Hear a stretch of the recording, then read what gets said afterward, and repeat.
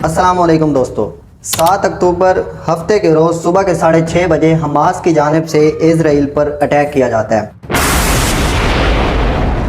Hamas की तरफ से 5000 रॉकेट फायर किए जाते हैं। हमास के इस पहले हमले में 250 लोग मारे जाते हैं और 1500 लोग सीरियसली इंजर्ड हो जाते हैं और कई इजरायली फौजियों को हॉस्टेज बना लिया जाता है। इजराइल रिएक्ट करता है और इजराइल के prime minister Netanyahu state of war declare कर देता है। אזרחי ישראל, אנחנו במלחמה, לא במבצע, לא בסבבים, במלחמה.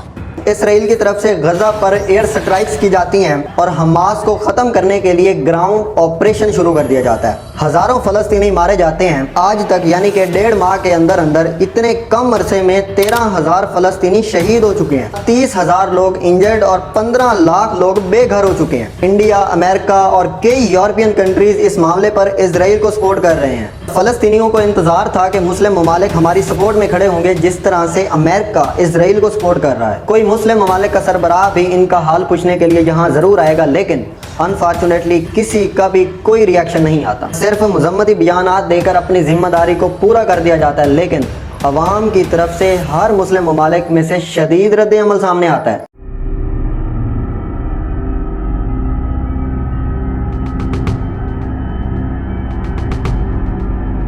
इसके साथ साथ पाकिस्तान, इंडिया, बांग्लादेश, इंडोनेशिया, मलाइया और कई मिडल ईस्ट कंट्रीज में इसराइल के खिलाफ एहतजाज किया जाता है और बाइकॉट इजरायली प्रोडक्ट्स का मुतालबा किया जाता है। हैशटैग बाइकॉट इजरायली प्रोडक्ट्स का ये ट्रेंड ट्विटर, फेसबुक, यूट्यूब से होता हुआ प्रैक्टिकली ग्राउंड पर भी देखने को मिलता है। Hashtag boycott Coca Cola, Pepsi, Nokia, KFC, McDonald और कई बड़ी बड़ी कंपनीज के खिलाफ ट्विटर पर हैशटैग चलाए जाते हैं। ये कहा जाता है कि अगर इसराइल को कमजोर करना है तो इनका बाइकॉट करो, इनकी प्रोडक्ट्स को मत खरीदो, इजराइल कमजोर होकर खुद ही जंग बंद कर देगा। अब सवाल ये पैदा होता है कि अगर मैं आपसे कहूं कि एक्चुअली में इनमें से कोई भी प्रोडक्ट इजरायली नहीं है तो आपका रिएक्शन क्या होगा? हाँ जी, बिल्कुल सही सुना आपने।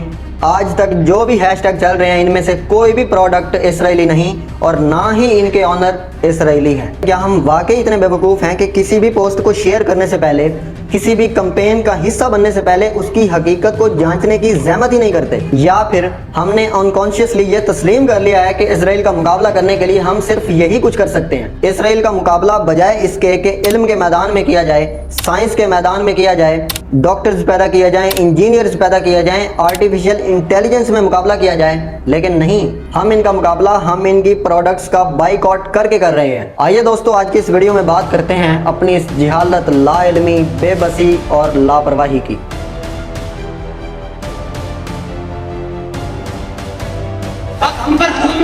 अब उस वक्त तक हराम है ये सारी चीजें जब तक कोई सजा होती है नबी की। क़यामत में हम बैतुल मुक़द्दस में जुम्मा देंगे। आज से मैं मैकडॉनल्ड्स से कभी भी खाना नहीं खाऊंगी। But many in the Arab world resorted to boycott. They are using their consumer power, and the international brands are starting to really feel it.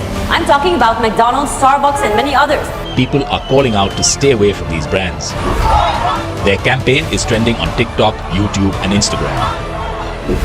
Children, as well as parents, are shunning major Western brands. A lot of brands, actors, and organizations have faced a boycott from both sides. The latest Turkish parliament removed Coca-Cola and Nestle products from its restaurants as the lawmakers accused them of supporting Israel amid the conflict.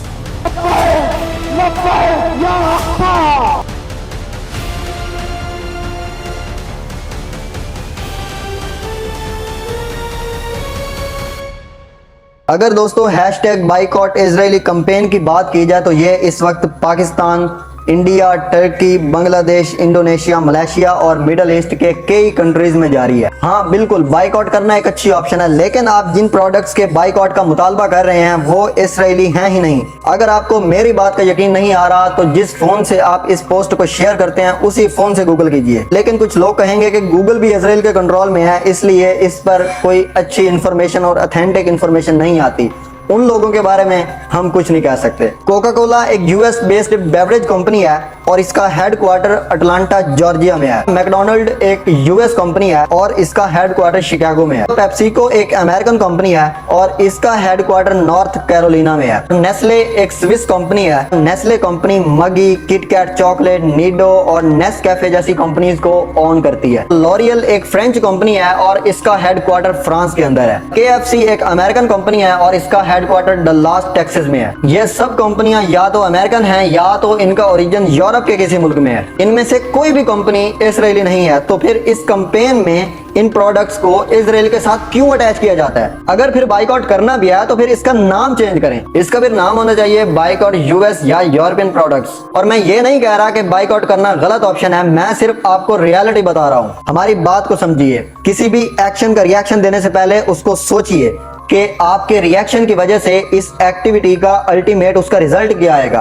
क्या आपकी इस activity की वजह से Israel इतना कमजोर हो जाएगा कि वो आपसे माफी मांगने के लिए आएगा? क्या ये बाइकआउट तमाम मुस्लिम कंट्रीज में कुछ महीनों तक हम जारी रख सकते हैं? आप बाकी मुल्कों को छोड़िए, आप पाकिस्तान को देख लें। क्या ऐसा करना पाकिस्तान में पॉसिबल है? क्या इन चीजों का मुकम्मल बाइकआउट किया जा सकता है? अगर कुछ दिन के बाद सब कुछ नॉर्मल हो ही जाना है तो फिर ऐसे बाइकआउट का क्या फायदा?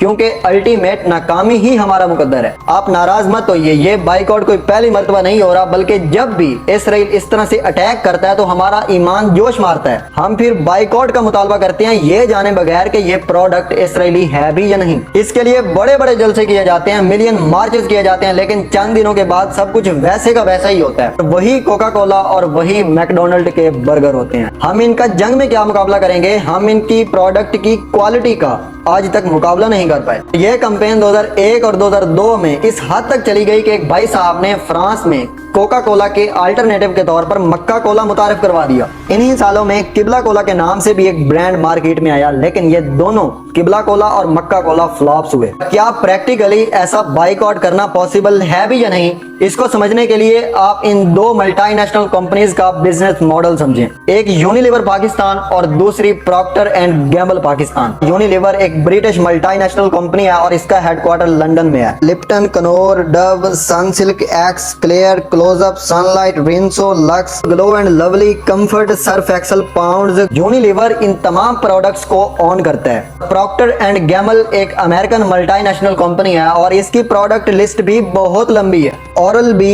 Head and Shoulders, Pampers, Gillette, Vicks, Always, Pantene, Ariel, Olay, Charmin, Old Spice, Tide, Crest, Fairy और सेफगार्ड। और इसके अलावा भी बहुत सारे ऐसे ब्रांड्स हैं जो हम स्किप कर रहे हैं। हैरानी वाली बात है ना कि जैसे इन दो कंपनीज ने पूरे पाकिस्तान को घेरे में ले रखा है। इनमें से एक कंपनी ब्रिटिश है और दूसरी कंपनी अमेरिकन है। आपने तो अभी तक कोका कोला और मैकडोनल्ड का ही नाम सुन रखा था, लेकिन यहाँ तो बात हर रोज हम जो घरों में चीजें इस्तेमाल करते हैं वहां तक पहुंच चुकी है। अब आप ही बताइए कि क्या इन चीजों का बाइकआउट करना पॉसिबल है? साबुन, शैम्पू, टूथपेस्ट से लेकर आइसक्रीम के ब्रांड्स तक हम इन दो कंपनीज पर डिपेंडेंट हैं। इससे भी ज्यादा इंपॉर्टेंट ये है कि हमें ये पता होना चाहिए कि सिर्फ ये दो कंपनीज हमारी इकोनॉमी को किस तरह से सपोर्ट कर रही हैं। यूनिलीवर पाकिस्तान का सालाना रेवेन्यू 28 बिलियन रुपए है और इसमें काम करने वाले लोग यानी कि एम्प्लॉयज 20,000 प्लस हैं जो कि इनकी मुख्तलिफ ब्रांचेस में काम करते हैं। और प्रॉक्टर एंड गैम्बल का सालाना रेवेन्यू 2012 में 22 बिलियन रुपए था और इसमें भी काम करने वाले एम्प्लॉयज तकरीबन 10,000 से ज्यादा हैं। ये सिर्फ वो लोग हैं जो इनके साथ डायरेक्टली इनके साथ अटैच्ड हैं यानी कि इनकी फ्रेंचाइज में काम करते हैं। और इनके अलावा भी हजारों लोग हैं जो इनके साथ इनडायरेक्टली अटैच्ड हैं यानी कि सेल्समैन, ट्रांसपोर्टर्स और गली मोहल्ले के छोटे छोटे दुकानदार जो कि इनके अलावा डिफॉल्ट कर सकते हैं। इन कंपनीज के बगैर इनका कारोबार खतरे में पड़ सकता है और इनकी तादाद लाखों में हो सकती है। अब सवाल यह है कि क्या पाकिस्तान की इकोनॉमी इस काबिल है कि क्या ऐसे लोगों के रोजगार के लिए कोई अल्टरनेटिव दे सके या फिर इन चीजों को मेड इन पाकिस्तान में चेंज किया जा सके? ये काम बाइकआउट से भी मुश्किल है क्योंकि इतनी प्रोडक्ट्स का इतने से थोड़े अरसे में मुतबादिल बनाना मेरे ख्याल में बिल्कुल नामुमकिन है। एक सेकंड के लिए चलो मान लेते हैं कि हमारी लोकल कंपनीज इन ब्रांड्स का अल्टरनेटिव हमारी मार्केट में ले आती हैं, तो इस बात को कौन अश्योर करेगा कि इनकी क्वालिटी, इनका लेवल इंटरनेशनल लेवल का होगा? आज तक इवन कोका कोला का भी कोई अल्टरनेटिव नहीं आ सका जो इसकी जगह ले सके। इन 50 ब्रांड्स को आप रिमूव करना तो बिल्कुल भूल जाएं।